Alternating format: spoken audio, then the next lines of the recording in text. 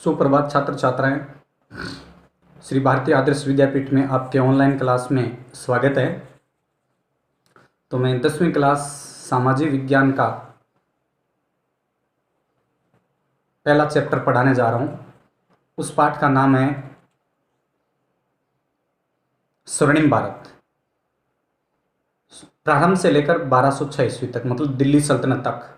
तो इस पाठ से हमें 1 नंबर का क्वेश्चन और 4 नंबर का क्वेश्चन आएगा। तो सबसे पहले प्रश्न ये मानता है कि जो भारत का इतिहास और जो संस्कृति है वो प्राचीन समय की गौरवशाली इतिहास रहा है। इस भारतीय उत्खनन और पुरातात्विक अवशेषों के आधार पर इस भारतीय संस्कृति का विश्वव्यापी स्वरूप दिखाई देता है। सिंधु सभ्यता, मतलब भारत के समुद्र पार देशों को द्वीपांतर कहा जाता है। द्वीपांतर के समुद्र पार देशों को द्वीपांतर कहा जाता है। सिंधु सभ्यता, भारतीय लोग विदेशी जलियानों के द्वारा, जैसे फिलीपींस, जावा, इंडोनेशिया, जापान, उत्तरी कोरिया, अपने सांस्कृतिक प्रभाव को स्थापित किया। सिंधु सभ्यता, वैदिक सभ्यता, रामायण और महाभारत काल का भी भारत का स्वर्णिम काल रहा था। तो आपको पता है कि जब भारत में वैदिक सभ्यता आई थी तो वैदिक सभ्यता के 2 प्रकार थे, एक ऋग्वैदिक सभ्यता, एक उत्तर वैदिक सभ्यता। तो ऋग्वैदिक सभ्यता में कुल से विश्व से जन, यहां तक 3 इकाइयां होती थी। कुल होता था, कुल का अधिकारी कुलुप कहलाता था। विश्व का अधिकारी विश्व, और विश्व से पहले एक छोटी और इकाई होती थी ग्राम, मतलब कुल, ग्राम, विश्व और जन। तो कुल का अधिकारी कुलुप और ग्राम का अधिकारी ग्रामणी, विश्व का अधिकारी विश्वपति और जन का गोप्ती। ये 4 इकाइयां होती थी। लेकिन ऋग्वैदिक सभ्यता में सिर्फ जन था। लेकिन जनपदों का बाद में उत्तर वैदिक काल में जनपद का रूप धारण कर लिया। तो भारतीय इतिहास में आपको पता है उस समय में उत्तर भारत में सार्वभौमिक सत्ता का अभाव था। उस सार्वभौमिक सत्ता को स्थापित करने के लिए जन से क्या आ गए, जनपद, और जनपद से उत्तर वैदिक काल में जनपद आ गए, कुरु और पांचाल, और उन्हीं जनपदों ने आगे चलकर महाजनपदों का रूप धारण कर लिया। तो सबसे पहले आपके टॉपिक है महाजनपद। तो आपको पता है महाजनपद का जो समय अवधि थी वो थी 600 ईस्वी से लेकर 325 ईसा पूर्व। मतलब उस समय में उत्तर भारत में शक्तिशाली गणतंत्र राजतंत्रों ने साम्राज्य स्थापित किया। इतिहासकारों ने इसे महाजनपद की क्या दे दी, संज्ञा।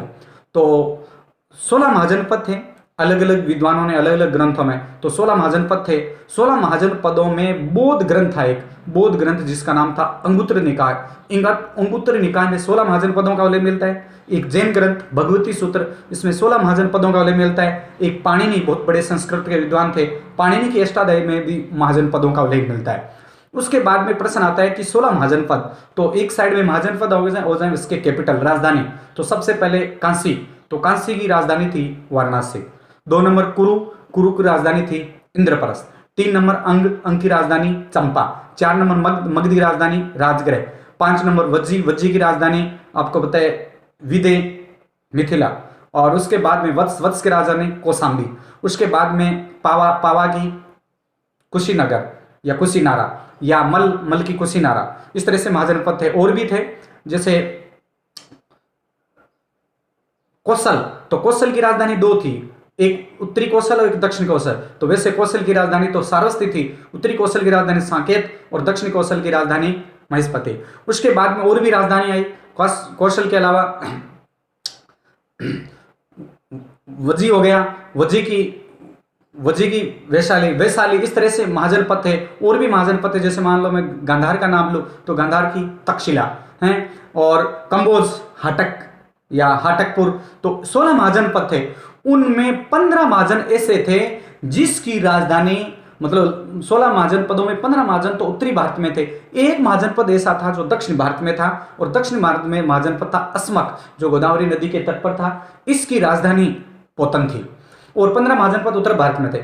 उसके बाद में महाजन पदों में 16 महाजन पद के 2 टाइप्स थे। एक था राजतंत्र, एक था गणतंत्र, दो भागों में बांट दिया। तो राजतंत्र महाजनपद क्या थे? राजतंत्र महाजनपद, जैसे मैं राजतंत्र महाजनपदों में शक्तिशाली, जैसे मैं कौशल का नाम लूं, अवंती का लूं, वत्स लूं, मगध लूं, ये महाजनपद ऐसे थे जो शक्तिशाली थे। उसके बाद में गणतंत्र भी अस्तित्व में आ गए। तो गणतंत्र में कौन से थे? मैं नाम बताऊं। गणतंत्र भाई अस्तित्व में आ गए। तो गणतंत्रों में थे कपिल वस्तु के साके, रामग्राम के कोलिये, पिंपलीवन के मौर्य, वैशाली के लिच्छवी, विदे के जनक मिथिला, इस तरह से थे। और केशपुत के कलाम, और भी मैं नाम लूं, केशपुत के कलाम और अलकप्प के बुल्ली हैं, इस तरह सुषुम्ग्राम के भाग, ये राजतंत्र थे।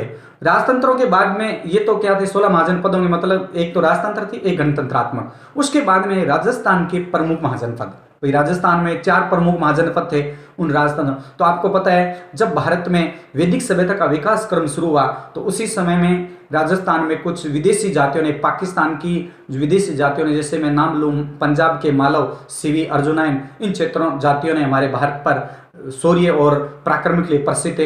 इन जातियों ने पूरी राजस्थान में आकर जनजातियों ने अपना सूत्रपात कर दिया।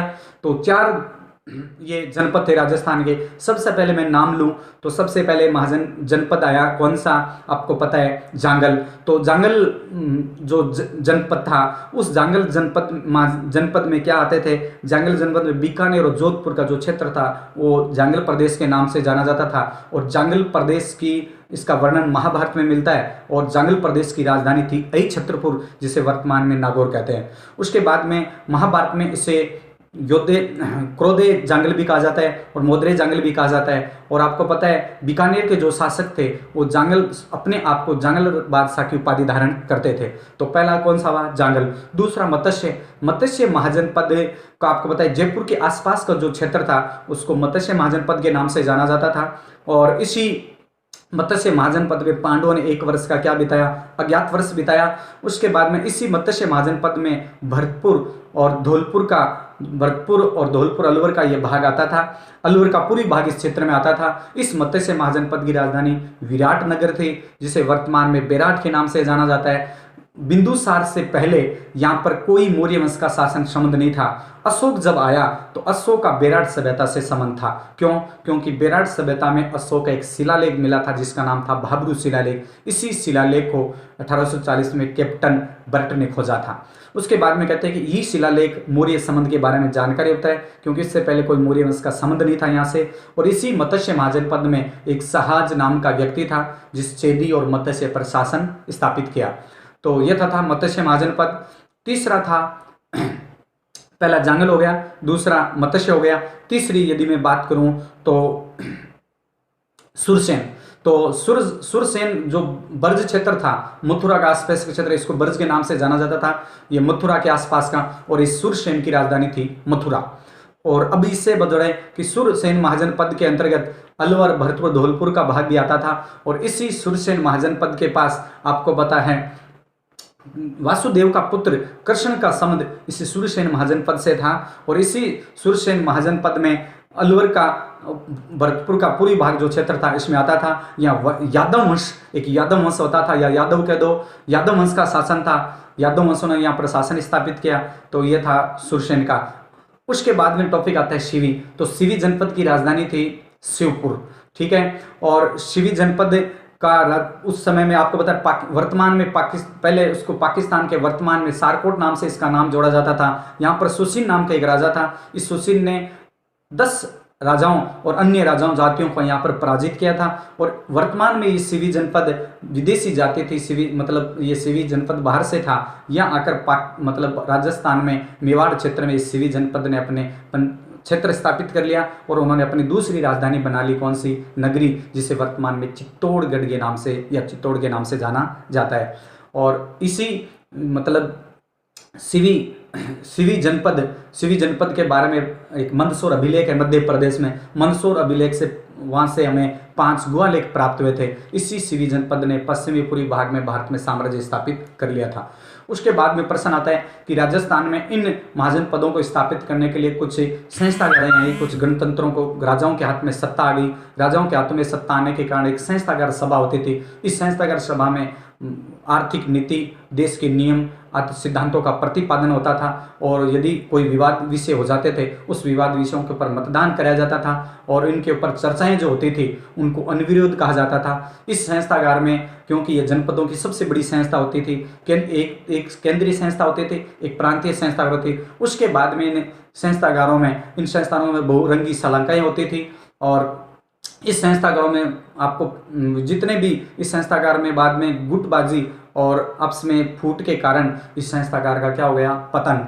उसके बाद में आया भारत में मगध। 16 महाजन पदों में एक महाजन पद बचा मगध। मगध साम्राज्य एक बहुत बड़ा, 16 महाजन पदों में सबसे टॉप था। मगध की राजधानी गिरिविज थी, और उस समय में मगध साम्राज्य उत्कर्ष की था। और मगध वंश में एक वंश आया था सबसे पहले, वो हर्यक वंश। हर्यक वंश के समय में मगध साम्राज्य का विस्तार हुआ। उस समय में उसका संस्थापक था बिंबिसार। तो मगध साम्राज्य बिंबिसार हर्यक वंश का था। उसके बाद में उसका बेटा आया अजातशत्रु के बाद में आया उदयन, जिन्होंने पाटलिपुत्र शहर बसाया। फिर आया शिशुनाग वंश। शिशुनाग वंश के बाद में इसी मगध साम्राज्य में एक वंश ने शासन किया जिसका नाम था नंद वंश। और नंद वंश उस समय में आपको पता है बहुत अत्याचारी, उस नंद वंश का एक राजा था धनानंद। हालांकि संस्थापक था महापद्मनंद, और इसका उस समय में प्रतापी शासक था धनानंद। वो इतना अत्याचारी दुष्ट था, मतलब जनता पर टैक्स लगाता था, जनता उससे दुखी थी, इतने टैक्स कर बाहर बढ़ा दिए थे, जिसके कारण एक स्वतंत्र राज्य में एक स्वतंत्र राजा की जरूरत थी। उसी समय में भारत में आपको पता है सिकंदर ने भारत पर क्या किया, 326 ईसा पूर्व में सिकंदर ने भारत पर आक्रमण किया। जब सिकंदर ने भारत पर आक्रमण किया उस समय में धनानंद का या नंद वंश का क्या था, शासन। और ये नंद वंश हमेशा जैन धर्म को मानते थे, जैन धर्म को पोषक थे, जैन धर्म के अनुयायी थे। उसके बाद में प्रश्न आता है कि जैसे ही इस नंद वंश को समाप्त किया, क्योंकि नंद वंश को समाप्त करने वाला था विष्णुगुप्त, जिसको कौटिल्य कहते हैं, जिसको चाणक्य कहते हैं। तो चाणक्य ने अपनी इस नभमंडल पर एक अच्छे योद्धा की मतलब शासन पर बिठाया। इस कौटिल्य का जो शिष्य था वो था चंद्रगुप्त मौर्य, और चंद्रगुप्त मौर्य ने मगध साम्राज्य का राजा बना दिया 25 वर्ष की आयु में। और सबसे पहले मौर्य वंश की नींव डाली चंद्रगुप्त मौर्य ने। उसके बाद में आपके टॉपिक शुरू होता है मौर्य वंश। तो आपको सबसे पहले पता है कि मौर्य वंश क्या था। तो आपको पता है जैसे नंदवंश समाप्त हुआ तो सबसे पहले मौर्य वंश है, और मौर्य वंश की नींव डालने वाला था चंद्रगुप्त मौर्य। तो अब आपसे प्रश्न पूछेगा कि चंद्रगुप्त मौर्य की समय अवधि बताओ। तो चंद्रगुप्त मौर्य की समय अवधि थी 322 ईसा पूर्व से 298 ईसा पूर्व।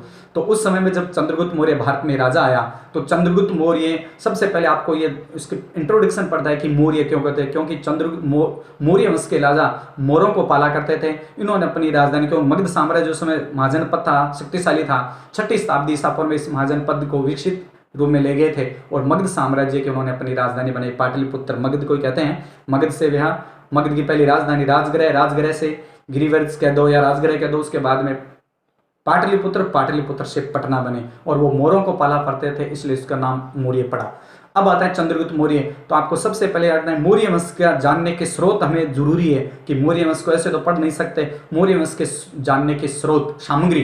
तो आपको पता है सबसे पहले दो मोस्टली चीज है मौर्य वंश की सबसे टॉप चीज दो है कि चंद्रगुप्त मौर्य या मौर्य वंश की जानकारी हमें एक तो कौटिल्य का अर्थशास्त्र, एक मेगास्थनीज की इंडिका, इन दो ग्रंथों से प्रमाणिक जानकारी मिलती है। उसके बाद में क्वेश्चन बनता है कि मौर्य वंश के ब्राह्मण ग्रंथों से भी जानकारी मिलती है।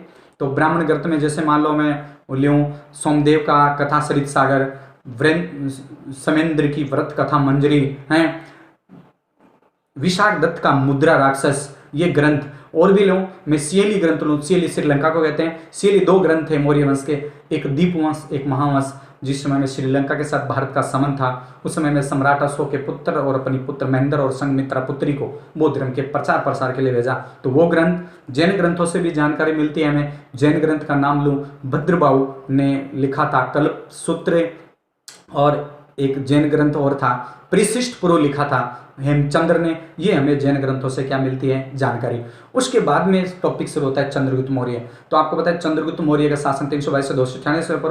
उसके बाद में याद रखना है चंद्रगुप्त मौर्य जब भारत पर आया था तो उस समय में मतलब साम्राज्य एकदम थोड़ा एक चक्रवर्ती साम्राज्य की स्थापना करना, एक बहुत राष्ट्रीय शासक के रूप में उन्होंने अपनी ख्याति। चंद्रगुप्त मौर्य और सेल्यूकस, एक यूनान का शासक था सेल्यूकस, 305 ईसा पूर्व में चंद्रगुप्त मौर्य और सेल्यूकस के बीच एक युद्ध हुआ। उस युद्ध में सेल्यूकस पराजित हो गया और सेल्यूकस ने अपनी पुत्री हेलेना का विवाह चंद्रगुप्त मौर्य के साथ कर दिया और उस समय में उन्होंने 4 प्रांत दहेज में दे दिए। चंद्रगुप्त मौर्य ने बदले में उसे 500 हाथी दे दिए। तो उसके बाद में ऐसा भी आता है कि चंद्रगुप्त मौर्य के दरबार में सेल्यूकस ने अपना राजदूत मेगस्थनीज को भेजा। उस मेगस्थनीज ने एक इंडिका नामक क्या लिखी पुस्तक। उसके बाद में आता है कि चंद्रगुप्त मौर्य के समय में भारत में मतलब पूरा उत्तरी भारत दक्षिण भारत में पूरा साम्राज्य स्थापित कर लिया। उसी चंद्रगुप्त मौर्य के समय में भारत में मगध में 12 वर्ष अकाल पड़ा, तो अकाल उनसे देखा नहीं गया। उसी समय में चंद्रगुप्त मौर्य का दूसरा गुरु भद्रबाहु उसे दक्षिणी भारत ले जाता है और दक्षिणी भारत में श्रवण बेलगोला एक जगह है। उस श्रवण बेलगोला में 298 ईसा पूर्व में सुलेखना विधि के द्वारा अपने प्राणों को क्या कर देता है, त्याग देता है। मतलब उपवास, सुलेखना का मतलब होता है उपवास, व्रत के द्वारा अपने प्राणों को त्यागना। उसके बाद में ये भी आता है कि चंद्रगुप्त मौर्य के समय, नोट में लिख देंगे हम, चंद्रगुप्त मौर्य के समय में भारत में सुदर्शन झील का निर्माण हुआ था जो सौराष्ट्र गुजरात में है। उस सुदर्शन झील का निर्माण पुष्यगुप्त, उसके राज्यपाल पुष्यगुप्त ने करवाया था। इस सुदर्शन झील का 4 बार वापस फिर 3 बार इसका पुनः निर्माण हुआ, मतलब बांध के या पुल के बाढ़ आने के कारण टूट गई थी। उसके बाद में ये प्रश्न आता है चंद्रगुप्त मौर्य के समय में जब अकाल पड़ा था भारत में मगध में, उस अकाल की जानकारी हमें 2 अभिलेखों से मिलती है। एक है महास्थान, ये महास्थान अभिलेख है बांग्लादेश में बोगरा जिले में।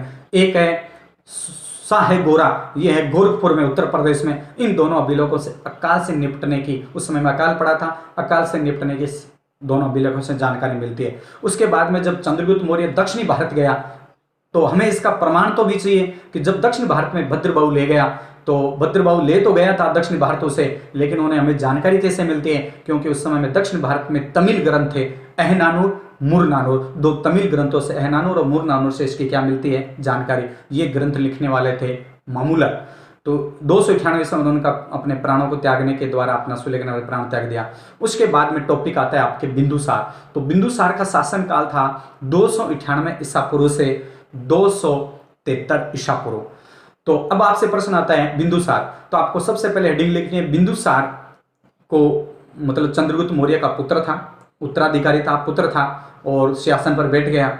जब अब इसका नाम उपाधि क्या थी, बिंदुसार की कौन कौन सी उपाधियां थी, तो सबसे पहले यूनानी ग्रंथों में, यूनानी ग्रंथ जैसे प्लूटो ग्रंथ नाम ले सकते हैं हम, नेचुरल ऑफ हिस्ट्री, ज्योग्राफी, तो यूनानी ग्रंथों में बिंदुसार को एनमित्रोचेट्स कहा जाता है। एनमित्रोचेट्स का शाब्दिक अर्थ होता है शत्रुओं का विनाश करने वाला।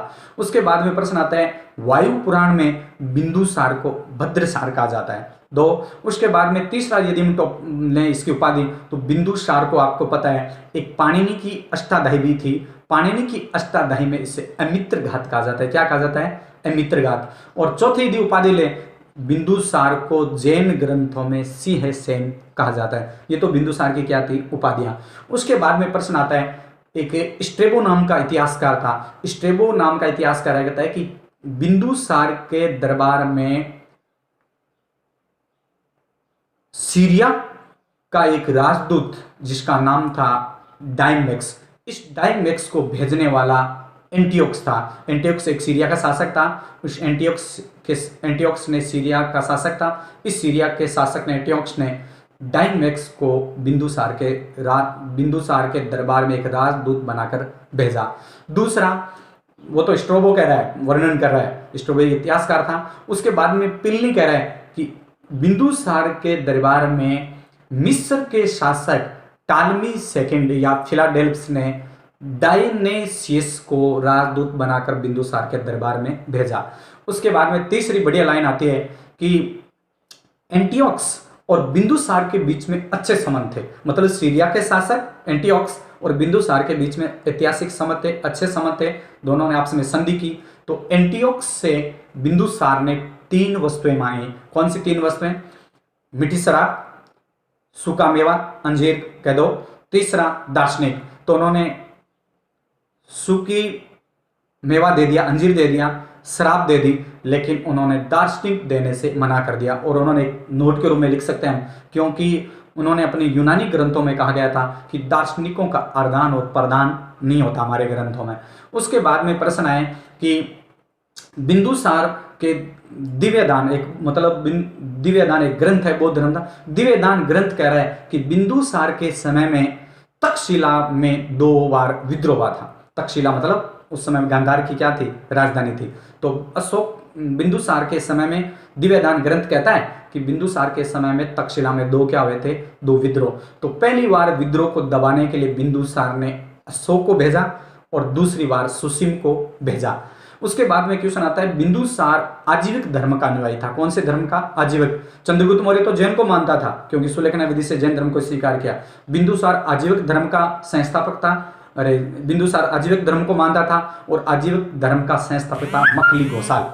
उसके बाद में क्वेश्चन आता है कि इस बिंदुसार के दरबार में एक पिंगलवत्स नाम का विद्वान हुआ था। उस विद्वान ने घोषणा की थी, बिंदुसार का बेटा कौन था? अशोक। उस पिंगलवत्स ऋषि ने घोषणा की थी कि इस देश में एक दिन एक बहुत बड़ा साम्राज्य करेगा। किस नाम से? अशोक नाम से एक राजा व्यक्ति महान शासक बनेगा। उसके बाद में क्वेश्चन आता है, बिंदुसार के सभा में एक मंत्री परिषद होती थी। उस मंत्री परिषद में 500 सदस्य होते थे। उस 500 मंत्री परिषद सदस्य का एक पद होता था खलाटक, क्योंकि चंद्रगुप्त मौर्य का प्रधानमंत्री था चाणक्य। चाणक्य प्रधानमंत्री बिंदुसार का भी था और एक बिंदुसार का प्रधानमंत्री था राधागुप्त। तो इस तरह से ये बिंदुसार था। उसके बाद में प्रश्न आता है बिंदुसार का ये कार्यकाल था। उसके बाद में नंबर आता है सम्राट अशोक का। तो आपको पता है अशोक का शासनकाल भी क्या था? 273 ईसा पूर्व से लेकर 232 ईसा पूर्व।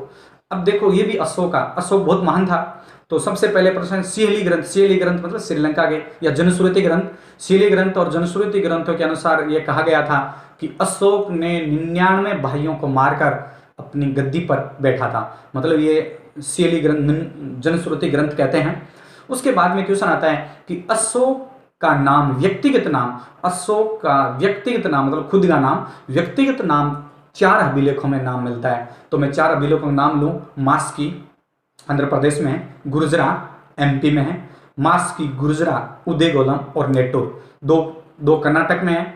मास्की आंध्र प्रदेश, गुर्जरा दंतिया एमपी और उदयगोलम और नेटूर ये कर्नाटक में। 4 ऐसे अभिलेख है जिसमें अशोक का नाम अशोक मिलता है व्यक्तिगत। उसके बाद में प्रश्न, अशोक की उपाधि देवना प्रिय थी और देवना प्रियदर्शनी भी थी। देवना प्रियदर्शनी का मतलब होता है देवता का प्रिय। अब आपसे वो नोट लगाए लिखना है कि देवना प्रियदर्शनी की उपाधि कितने शासकों ने ली? तो देवना प्रियदर्शनी की उपाधि अशोक ने ली। एक उसी समय में उसके समकालीन एक श्रीलंका का राजा था तिश ने भी देवना प्रियदर्शनी की उपाधि ली। उसके बाद में क्वेश्चन आता है दारा, क्योंकि ईरान के शासक के साथ इसका संबंध अच्छा था अशोक का। उसी ईरान के शासक दारा ने या डेमियस प्रथम ने अशोक को कहा था कि तुम अशोक अभिलेखों के माध्यम से जनता को संबोधित कर। तो एक दारा, एक अशोक, एक तिश, एक दशरथ, 4 ऐसे शासक थे अशोक के समय में, या अशोक खुद और अशोक के समय में 3 जिन्होंने देवना प्रियदर्शनी की क्या ली? उपाधि ली। उसके बाद में क्वेश्चन उठता है कि अशोक ने जब कलिंग युद्ध लड़ा तो आपको बताया अशोक का राज्याभिषेक, सबसे पहले अशोक का राज्याभिषेक हुआ था 269 ईसा पूर्व में, 269 ईसा पूर्व में। और अशोक ने 8वें वर्ष, अब 269 में 8 घटाओगे तो 269 में 8 घटा 261 है। मतलब अशोक ने 269 में अशोक का राज्याभिषेक हुआ और 8वें वर्ष अशोक ने कलिंग युद्ध लड़ा। मतलब 261 ईसा पूर्व में इन्होंने कलिंग युद्ध, 269 में 8वें वर्ष लड़ा तो 269 में 8 घटाए 261 ईसा पूर्व आएगा। तो 261 ईसा पूर्व उन्होंने कलिंग युद्ध लड़ा। कलिंग उड़ीसा राज्य में, कहाँ है? उड़ीसा राज्य में। उसके बाद में आप इसकी जानकारी हमें कैसे में अशोक के 13वें, बहुत अच्छा क्वेश्चन है, अशोक के 13वें शिलालेख में कलिंग युद्ध का वर्णन मिलता है। अब वो आपसे प्रश्न पूछ रहे हैं कि जब अशोक कलिंग युद्ध लड़ा उस समय कलिंग का राजा कौन था? उस समय में कलिंग का शासक नंदराज था। कौन था? नंदराज। अब आपसे वो पूछ रहा है कि जानकारी कैसे मिलती है? इसकी जानकारी हमें एक उड़ीसा में एक अभिलेख है, हाथी गुफा अभिलेख। हाथी गुफा अभिलेख से हमें यह जानकारी मिलती है कि जब अशोक ने कलिंग युद्ध पर आक्रमण किया 261 ईसा पूर्व में 8वें वर्ष, वहां का शासक नंदराज था। इसकी जानकारी या इसकी पुष्टि हमें हाथी गुफा अभिलेख से मिलती है। और आपसे और डीपली पूछ ले हाथी गुफा अभिलेख किसका है? हाथी गुफा अभिलेख उड़ीसा के शासक था खारवेल, वो था, वो जैन धर्म का था। उसके बाद में आता है अशोक ने, बहुत अच्छे, आगे आगे अशोक ने, उसके बाद में प्रश्न उठता है, अशोक ने 8वें वर्ष तो कलिंग लौटा, 10वें वर्ष इन्होंने बोध गया की यात्रा की। बोध गया है बिहार में, तो 10वें वर्ष 269 10 घटा दो, 2 से 10वें वर्ष उन्होंने बोध गया की यात्रा की, और 20वें वर्ष उन्होंने लुम्बिनी की यात्रा की। लुम्बिनी है नेपाल में, जहां पर महात्मा बुद्ध का जन्म हुआ था। तो 10वें वर्ष उन्होंने कहां की यात्रा की? बोध गया की। उसके बाद में 20वें वर्ष उन्होंने कहां की यात्रा की? लुम्बिनी, नेपाल की। तो उस समय में लुम्बिनी को अशोक ने कर मुक्त कर दिया था, 1/6 से 1/8 कर दिया था। और लुम्बिनी के पास एक अभिलेख है अशोक का। अशोक के 2 अभिलेख ऐसे हैं जो नेपाल में, एक तो रुमनदेही अभिलेख से ही हमें जानकारी मिलती है कि अशोक ने लुम्बिनी को कर मुक्त कर दिया था, 1/6 से 1/8 कर दिया था। तो इसका मतलब ये प्रश्न आया हुआ है बोर्ड में पिछली बार 2 साल पहले कि रुमनदेही अभिलेख का विषय क्या है, तो टैक्स से, अर्थव्यवस्था से संबंधित हो गया कि उन्होंने कर मुक्त कर दिया। तो रुमनदेही नेपाल में, ये अर्थव्यवस्था से संबंधित है, कर से संबंधित है। उसके बाद में क्वेश्चन होता है कि अशोक ने और क्या, तो अशोक ने, आपको पता है अशोक बौद्ध धर्म का जो था, कलिंग युद्ध के बाद अशोक ने बौद्ध धर्म अपना लिया था। उससे पहले अशोक किस धर्म का था? इससे पहले अशोक ब्राह्मण धर्म का अनुयायी था। उसके बाद में क्वेश्चन आप लिखोगे, अशोक के समय में आपको पता है एक बहुत बड़े, अशोक शिव का उपासक था। इसकी जानकारी हमें कलन की पुस्तक राजतर्गिणी से मिलती है, जिसमें कश्मीर के इतिहास का वर्णन मिलता है। उसी ग्रंथ में यह कहा गया था कि अशोक ने श्रीनगर शहर झेलम नदी के किनारे बसाया था। मतलब श्रीनगर शहर तो झेलम नदी के किनारे, और एक शहर और बसाया था अशोक ने नेपाल में, जिसका नाम था ललित पाटन शहर बसाया था। उसके बाद में यह क्वेश्चन आता है कि अशोक ने कलिंग युद्ध के बाद में तो बौद्ध धर्म अपना लिया। उसके टाइम में आपको पता है अशोक ने बौद्ध धर्म अपनाया, तो बौद्ध धर्म की दीक्षा देने वाला था एक तो उपगुप्त, एक राधागुप्त, और एक मोगलपुत्ती, मतलब तीस श्रीलंका का राजा था उसके समकालीन। तो अशोक उन्होंने बौद्ध धर्म की दीक्षा दे दी। अशोक का एक अभिलेख और था, कारुवाकी अभिलेख, जिसका रानी का नाम था कारुवाकी, और वैसे अभिलेख का नाम है कौशाम्बी, एक स्तंभ है, अभिलेख नहीं है, छोटा लघु स्तंभ। अशोक का एक स्तंभ था कारुवाकी स्तंभ। इस स्तंभ को कौशाम्बी स्तंभ को कारुवाकी स्तंभ भी कहते हैं। क्यों? क्योंकि अशोक की पत्नी का नाम था कारुवाकी। यदि मैं एक आगे और लिख दूं उपाधि, इसको यदि मैं रानी का अभिलेख कहूं तो अतिशयोक्ति नहीं है, क्योंकि अशोक की रानी का नाम था कारुवाकी, इसलिए इसका रानी का अभिलेख कहते हैं। अब वो आपसे प्रश्न पूछ रहा है कि कौशाम्बी, इस कौशाम्बी अभिलेख में संघ भेद को रोकने के लिए जानकारी मिलती है, क्योंकि भाई अपने साम्राज्य में किसी तरह का बहिष्कार न हो, या कोई संघ भेद, कोई भेद किसी तरह के प्रताड़ित न हो, अत्याचार न हो। यदि कोई अत्याचारी करता है तो उसको बहिष्कृत कर दो, वो कौशाम्बी अभिलेख था। तो अशोक की रानी का नाम था कारुवाकी। इसी अभिलेख में, ये कौशाम्बी उत्तर प्रदेश में है, इसी अभिलेख में अशोक की रानी कारुवाकी और एक अशोक के पुत्र था। हालांकि कई पुत्रों का नाम नहीं मिलता, वैसे पुत्र महेंद्र था, लेकिन उसका प्रमाण नहीं अभिलेखों में। अशोक का पुत्र तीव्र का नाम भी कारुवाकी अभिलेख में मिलता है। उसके बाद में आता है अशोक ने मोगलीपुत्तिश के प्रभाव में आने के कारण बौद्ध धर्म तो अपना लिया था। अशोक के समय में पाटलिपुत्र में 3री बौद्ध सभा हुई थी। बौद्ध सभा का मतलब सम्मेलन हुआ था। उस बौद्ध सभा का अध्यक्ष मोगलीपुत्तिश को बनाया गया। यह सभा पाटलिपुत्र में हुई थी। इस सभा में एक बौद्ध धर्म का पिटक था, जिसका नाम था अभिधम पिटक। उस अभिधम पिटक का संकलन किया गया था। उसके बाद में क्वेश्चन आता है कि अशोक ने कुछ धम्म के बारे में, अशोक ने धम्म की परिभाषा कि जनता के नैतिक विचारों को उत्थान के लिए जो नियम बनाए, उसको धम्म नाम किया गया। या नैतिक उत्थान के लिए जो भी कार्य किए, अच्छे कार्य किए, पापों से मुक्ति, दया, लोक कल्याणकारी, जन कल्याणकारी कार्य, इनका नाम क्या था? धम्म। अशोक का धम्म की जो परिभाषा ली गई थी, वो एक बौद्ध ग्रंथ था राहुलोवाद से वो परिभाषा ली गई थी। अशोक का दूसरा स्तंभ और अशोक का 7वां स्तंभ में हमें धम्म की परिभाषा का वर्णन मिलता है। अब उसके बाद में अशोक के 14 शिलालेख थे। अशोक का पहला शिलालेख कहता है, विषय थे 14 के अलग अलग विषय कौन। अशोक का पहला शिलालेख कहता है कि पशुवध निषेध, कि मेरे साम्राज्य में पशुओं पर रोक लगानी चाहिए, कि आज तक मेरे से पहले पहले पशु जो भी मारे गए, मेरे समय से पहले एक तो मोर मारा जाता था, 2 हिरण मारे जाते थे, लेकिन भविष्य में ऐसा कोई कार्य नहीं होगा। पशुवध पर रोक लगा दी। अशोक का दूसरा शिलालेख कहता है, अशोक ने दूसरे शिलालेख में दक्षिण के पड़ोसी राज्यों के बारे में बताया, जैसे मैं नाम बताऊं, पांड्य, चेर, केरल, इनके वंश की जानकारी मिलती है। तीसरा शिलालेख, अशोक ने तीसरा शिलालेख में मतलब धर्म के बारे में, धर्म प्रचारकों के बारे में बताया। चौथा शिलालेख में अशोक ने कहा, रणघोष के स्थान पर धमघोष, भेरी घोष के स्थान मतलब रणघोष के स्थान पर भेरी घोष, मतलब आज के बाद मेरे को युद्ध नहीं होगा। पांचवा शिलालेख में उन्होंने ये कहा कि धम्म प्रचार प्रसार के लिए भेज दो, मतलब उन्होंने 5 वर्ष के लिए धम्म प्रचारक बताए, धर्म प्रचार को, बौद्ध धर्म का प्रचार प्रसार हो सके विदेशों में। इन्होंने 5 वर्ष के लिए उज्जैन और तक्षशिला को छोड़ दिया, बाकी जितने भी राज्य थे, साम्राज्य थे, उनमें 5 वर्षों के लिए धम्म महामंत्र पद नियुक्त कर दिया। धम्म महामंत्र एक अधिकारी होता था जो धर्म का प्रचार प्रसार करता था। उज्जैन और तक्षशिला में 3 वर्ष के लिए भेजा जाता था, बाकी जितने भी क्षेत्र थे उनको धम्म प्रचार के लिए 5 वर्ष।